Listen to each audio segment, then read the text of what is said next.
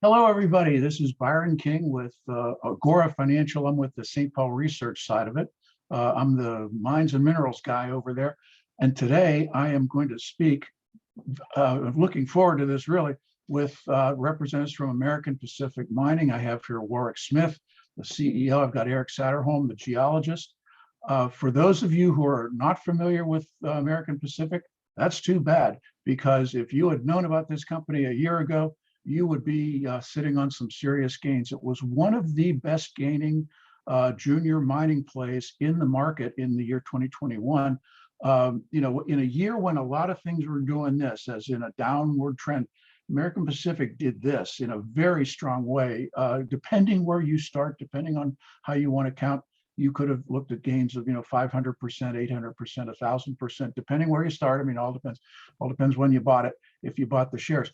But they have a terrific story. It is a USA story. They've got three great projects we're going to talk about today. One in the great state of Montana and two in the great state of Nevada. Warwick, Eric, hello. Thank you for speaking with me. Warwick, why don't you give the readers and the viewers, my newsletter writer is coming through here, give the viewers out there, give them a quick overview of what is American Pacific, and what real quick share structure, and who are you, and what's the plan here. Yeah, absolutely. First off, thanks for having us, Byron. We certainly appreciate it. So American Pacific, we focus on high grade assets in the Western US.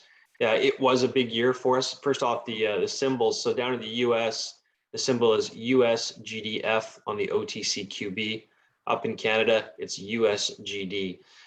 Focused on high grade assets in the Western US.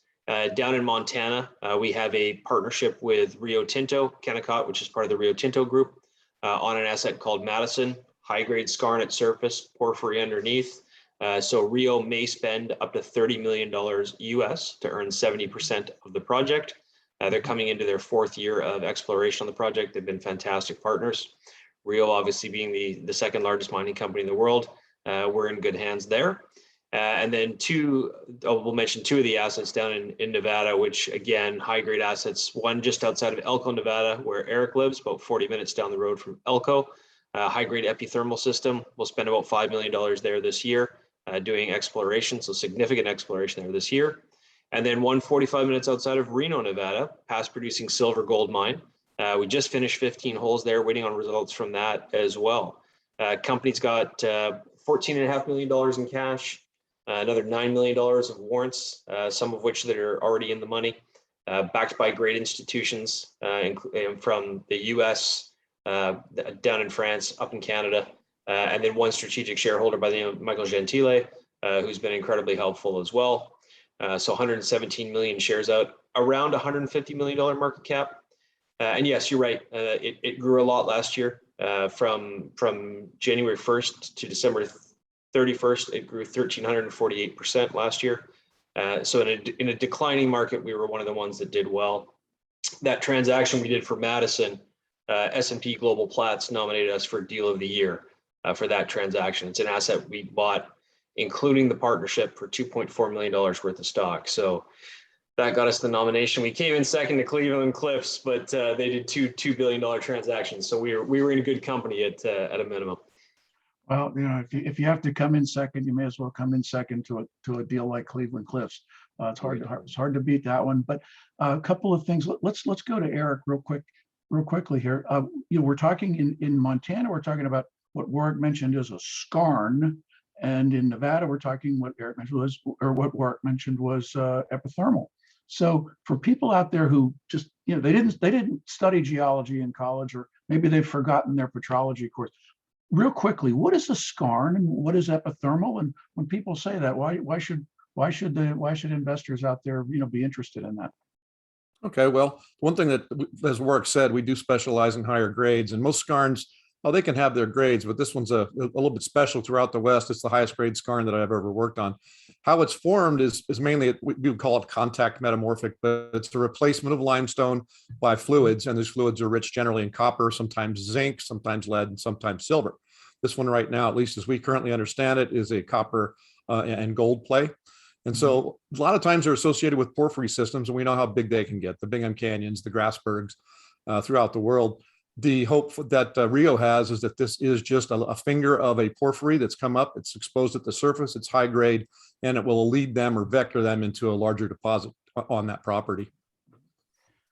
So during all the mountain building that gave us, gave the world Montana, a magma intruded into the bottom, from the bottom. They always intrude from the bottom up into something like a limestone or a dolomite, and between the heat and the mass and the fluids within that magma, they metamorphosed into the lime or the dolomite. Is that what we're saying? That's what we're seeing exactly right there. Madison Formation is a limestone, and the Jefferson is a dolomite. So dolomite generally turns into marble, but the limestone can really host nice skarns. So that's what we're looking at. We have some stellar grades. You can see them on our website, but some of these grades are pretty amazing. And I mean, around the world, as you said, there are some incredible, geologic features like this, and you get phenomenal mineralogy, high grade mineral ores. You also get some really other cool stuff. You get tourmalines and barrels, the gem forming phenomena as well. I mean, is there anything like that out there? I'm just curious. Well, I would expect right now at the level we're at that they would be a deeper mineralogy. So with deeper drilling, yes, you might wind up hitting that exact type suite. These things, they zone, so they start out good and hot, and they kind of cool off. As they cool off, that's when the metals generally come out of the solution. Okay, well, Warwick and Eric, let's focus on Madison for now, and then we'll move to Nevada in a few minutes. Madison has been previously mined. I mean, it outcropped, and the old timers with their picks and their shovels went down there and pulled a lot of ore out of there. And what did they see? Why were they? What did they produce, and what did they leave behind for the rest of us here? Why don't I do this, Byron? Let me share a screen and I'll show a couple of slides just to talk exactly about that. Give me one second. Great, thank you.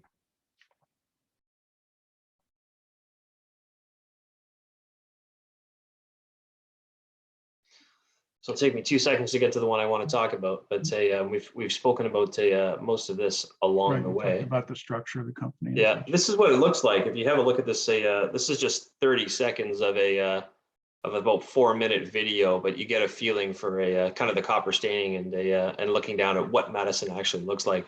That rusty red staining in the rocks, that's serious alteration there, isn't it? It is. If you watch the whole video and your subscribers who are interested can catch the video on our website, which is americanpacific.ca. When you watch the whole video, you'll see all these small mines and copper staining everywhere. You start to get this feeling like no one's taken that 20,000 foot level of how to put all of this together. That's exactly what Rio Tinto is doing today. Right. So there was past production here. Between 2008 and 2012 is the most recent. 2.7 million pounds of copper, ranging between 20 and 35% copper.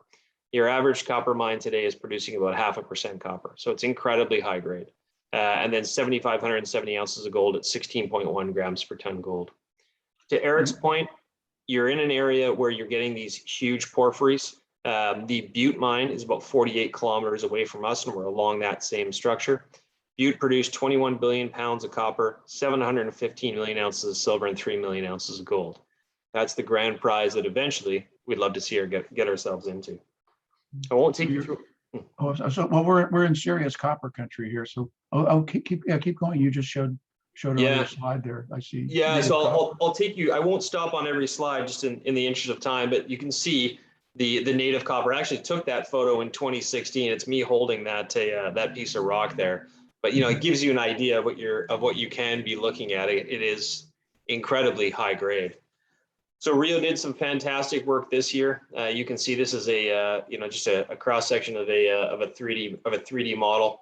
The best drill hole of the year was 0.5 meter of 146 grams gold, 6.5 meters of 14 grams gold, 2.3 meters of almost 40 grams per ton gold. But most importantly, it's 100 meters down dip from where they'd hit before. So again, just making it bigger as they go along, which obviously gets us quite excited. So in the area where you're working, there's historic mining with the old, mining shafts and mining adits and such. But you're going deeper than that because they certainly didn't get everything the first time around, is what you're saying. You're exactly right. Yeah. So there's been numerous small mines on the property itself. but no one's ever looked for a way to bring it all together to make it big. And that's what Rio is looking to do. And Rio's not just looking close to surface. They're eventually wanting to get down past the skarn into the porphyry. They did drill, the porphyry was drilled into in 2017. Can show you what that looks like in a second. So we know that there's a porphyry there. The question is, how big can it be? And with any luck, it's something something close to the size of Butte would be fantastic, obviously, for shareholders. We'll see if we get there. But knowing that the porphyry is there and the fact that we're seeing such high grades at surface gives you an idea that there's something down below that's pushing those fluids up. So there's something going on that gives us a lot of hope and has kept Rio drilling as well. It's worth pointing out too that the historic mining was oxide only, and a substantial amount of the high grade here. In fact, the highest grades we've hit is associated with massive sulfide. So in the old days, they followed these oxide bodies and they had no way to process sulfide. They left it alone. So there's remaining sulfide in and around the existing mines that they mined 144,000 ounces once upon a time in the Broadway mine, and that was all oxide. And in addition to drilling, would you say a few words about the remote sensing you're doing? You've had a drone program out there where you've been taking imagery and then magnetic signatures and such. And what have you learned from that? Well, what that was a really detailed survey they did, and what really showed up to us, anyways, was kind of where the muted system is where we've traditionally mined.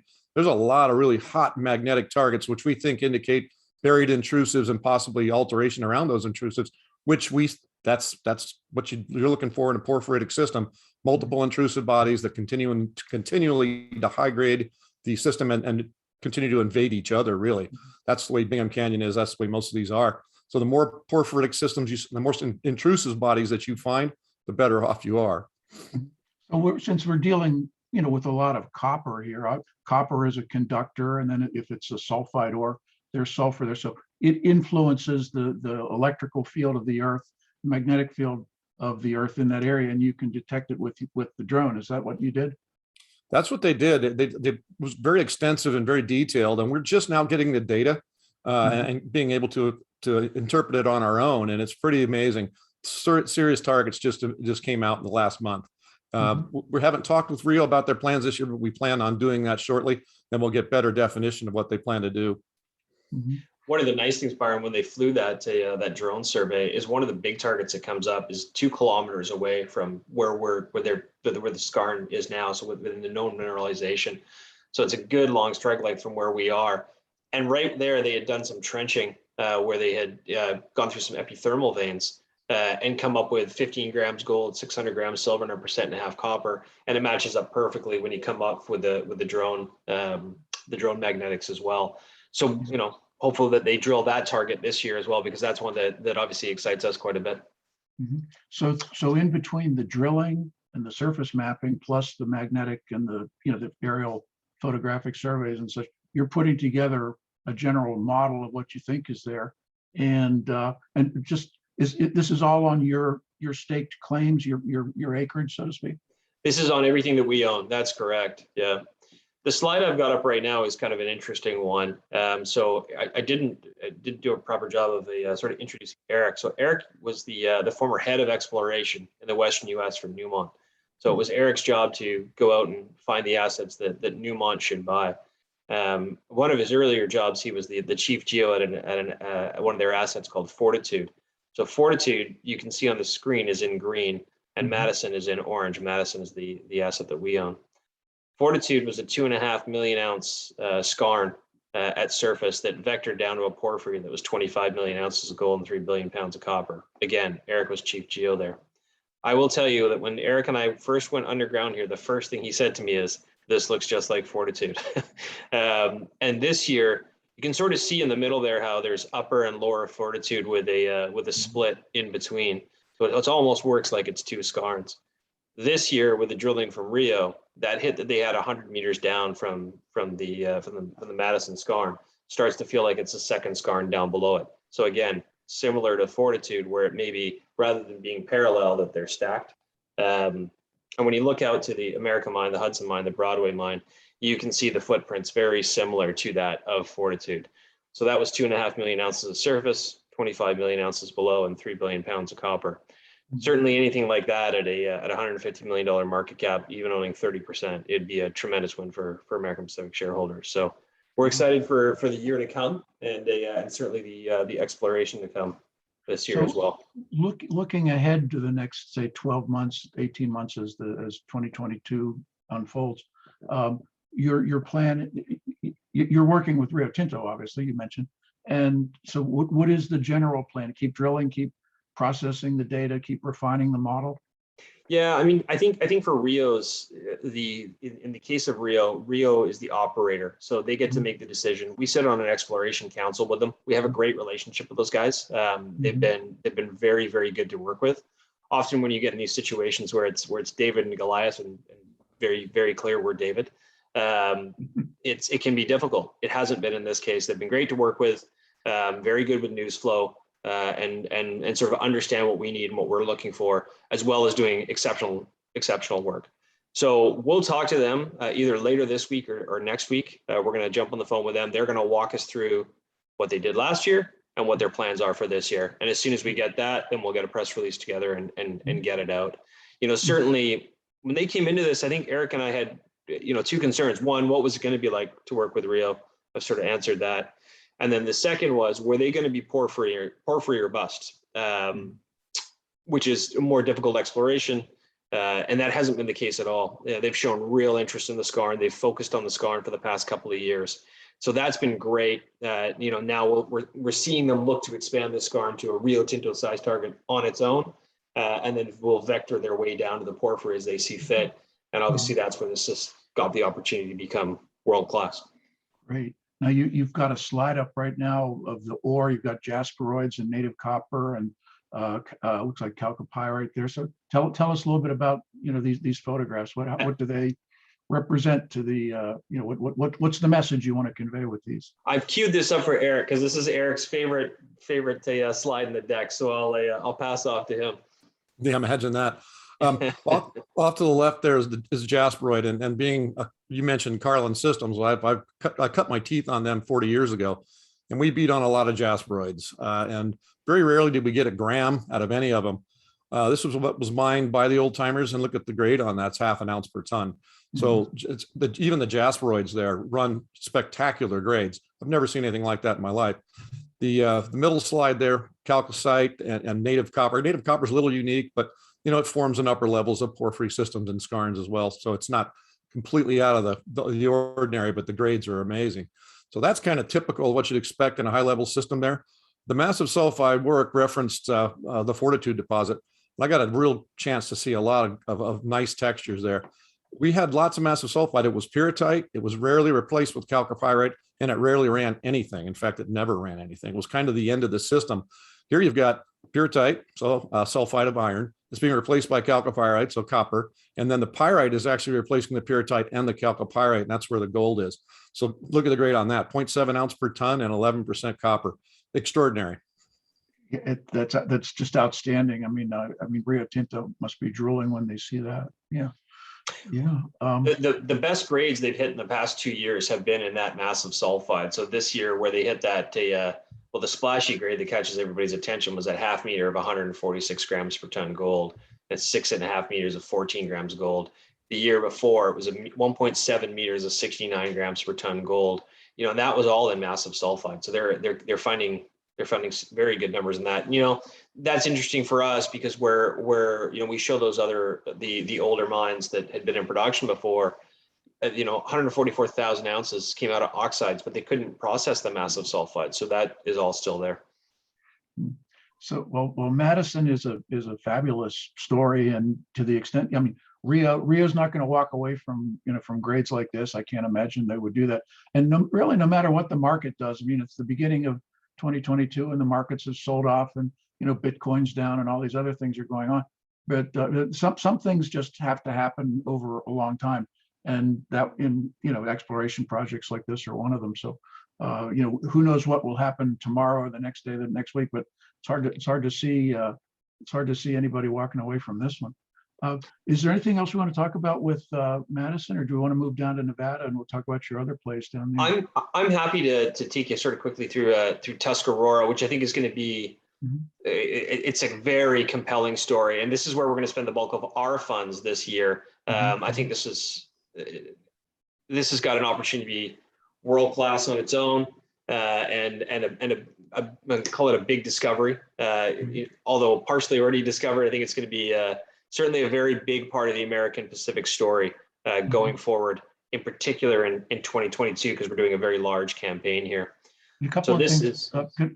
This is 100% American Pacific, right? You're not partnered up with another outfit like Rio or something, right? No, you're correct. We own this 100% ourselves. Okay, and then again, Nevada, we mentioned earlier. When a lot of people think Nevada, they think, oh, Carlin. No, Carlin, they're out there looking for that invisible gold in the Roberts Hill Formation or whatever. This is not the invisible gold, as I understand it. So let's talk about where you are and what you're doing. Here's the interesting part about Tuscarora. So you're right. It's not a Carlin style system. It's an epithermal system. It's incredibly high grade, and it's intriguing in that it's the oldest epithermal system in the state of Nevada, possibly in the entire Western US, same age as Carlin. So that may explain some of the grades that have come through here. For frame of reference, I'm going to refer to two portions of our project. We had always owned the south side of the fence, and we most recently bought the north side of the fence. It's now a 4,300 acre project, so it's got very good size. When we picked it up, the south side of the fence is under gravel cover, 0 to 200 feet of gravel. The north side of the fence is open. You can see the veins at surface. That's going to be important for what I'm going to say shortly. Back in the 1800s, there was about 500,000 ounces of gold and 7.5 million ounces of silver produced here, literally picks and shovels mining. And then 1989 to 1991, very small open pit that was run by Chevron and Horizon. Here are the claims that we picked up to the north side of the fence, where you can actually see the veins at surface. There's a half dozen veins here that were sampled, about 180 samples. 12 of them ran over 100 grams per ton gold. These are all at surface. This is all stuff that we're going to drill this year. Obviously, the highlight is the 21,000 grams per ton gold and 38,000 grams per ton silver. That caught our attention for sure. But the fact that there was, a dozen samples that ran over 100 grams per ton gold across multiple veins that we know run down to the south side of the fence that were under gravel cover, this gives us a lot of excitement for the year to come. So we're going to go and chase up after these veins this year. Yeah, and people are mining fractions of a gram per ton. Yes. And you're sitting here looking at that, perhaps this is an outlier, but perhaps 38,000 grams per ton. I mean, that's you may as well just be picking up gold nuggets off it. Not quite, but it's pretty close. Well, here's the interesting part is the second slide. So this is from the south side of the fence. This is drilling that we did and that our predecessors did as well. So you can see one of the veins there, South Navajo, 4.5 meters, 127 grams gold, 1.5 meters of 368, 1.5 meters of 51, 1.5 meters of 27. East Pediment, which is a different vein, 1.5 meters of 52, even 1.5 meters of 4 grams works quite well. So we know that these veins run up to the north side of the fence along with the other ones. So now it's on us to tie this all together as we aggressively go after it. So this year, CSAMT, significant drilling, some trenching up there as well. It's going to be a $5+ million program. It's starting now. So we're incredibly excited. And this is Elko, Nevada, right? This is the home of Newmont. When we first applied for a permit here, we got the permit in under a week to drill it. This is mining friendly town. The Western US is a great place to do business, particularly mining, and Elko, it'd be pretty hard to beat. So yeah, we're keen on this. Probably the closest analogy is Fire Creek, which is an epithermal system. It was owned by Klondex, that was bought out by Hecla for $200 million. This is definitely a very fair analogy, slightly different, but definitely a fair analogy. Yeah, well, Elko is a classic old Western, mining district. The Interstate 80 goes right through it, right by it.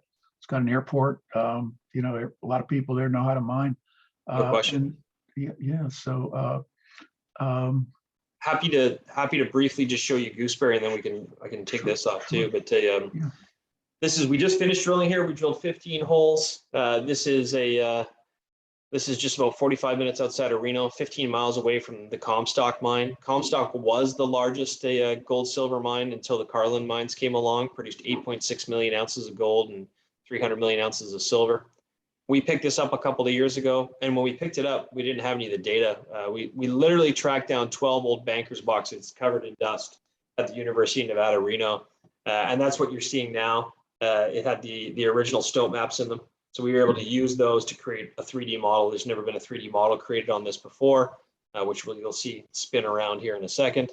So we've gotten out and drilled this. We've drilled 15 holes, good drilling, pleased with what we've seen visually in a few of the holes in particular. So excited to get these back and see what we've got. And then we're going to go back once we've got the results in, we can update this 3D model, then we'll go back out, expand out, drill a bit further out, try to make this even bigger. So a lot of news and certainly a lot happening with the company going forward here in short order.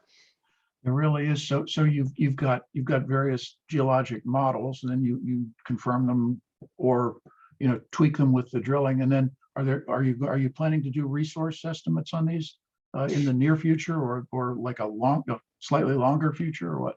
Yeah, so I think the short answer on that one is we're hoping that Rio will do one this year. We're going to have a conversation with them about that. On Tuscarora, we're going to take all the data that we have now and do sort of an internal resource, so we kind of know what we're looking at. But we should be able to extrapolate from strike length, depth, the number of holes that we've had. Okay, if this runs a mile long, we just added these additional claims, that adds another mile. We think with this can become X can become Y. We'll be able to have that in short order. We'd like to get that into a 43-101 as well, which is the technical report when we can announce that to the market. Gooseberry, we're probably a bit further out. We got to get some more holes into that because of the state of the data that we have. It's very helpful for us for drilling, but to put it into an approved technical report, it's going to take a little bit more time. Eric, before we started, you showed me on the camera here a piece of ore that you had grabbed from one of your I'm sorry, Warwick had it. Eric, tell the viewers what they're looking at here. Well, that's a pretty rich piece of ore there. That's a various amounts of lead sulfide, copper sulfide, mainly chalcopyrites, sphalerites, with some zinc in that as well. And that's kind of common. That would be a real example of what would be a component of the massive sulfide. So once again, that's not the same one we looked at in the slide, but it definitely shows another pulse of mineralization that overlaps it. This type of system is really well known for continually high grading itself. And boy, the grades here are quite remarkable. Well, I think we've burned up a big chunk of our time here, and I know that your time is valuable, and so we'll wrap it up. I'll just thank Warwick, thank Eric for presenting this to having this conversation so we can present it to viewers out there. You're a Canadian listed company. You trade on the US OTC, about 117 million shares out there. 117 million shares, about $16 million in cash, with about another 7 million that can come in via warrants. So fully funded, certainly more than enough capital for the year to do a significant amount of drilling, free carried with Rio. Symbols USGDF down in the States and USGD up in Canada. And you're in classic old mining districts. You're in the copper belt of Montana. You're in the heart of the gold country of Nevada. And, we're talking about the old fashioned, 1849, gold rush kind of, gold belt of Nevada with the real hard rock miners. And it's a terrific story. You absolutely delivered to shareholders last year. And I'm sure we have many grateful shareholders out there on that. And looking ahead, I mean, I see plenty more blue sky up ahead where you guys can go. As far as thank you so much. If there's anything else, otherwise we'll call it a day, and wish all the viewers out there the best of success in the year to come. Thank you so much, Byron. Appreciate you. Thanks. Yep. Thank you. Have a good day.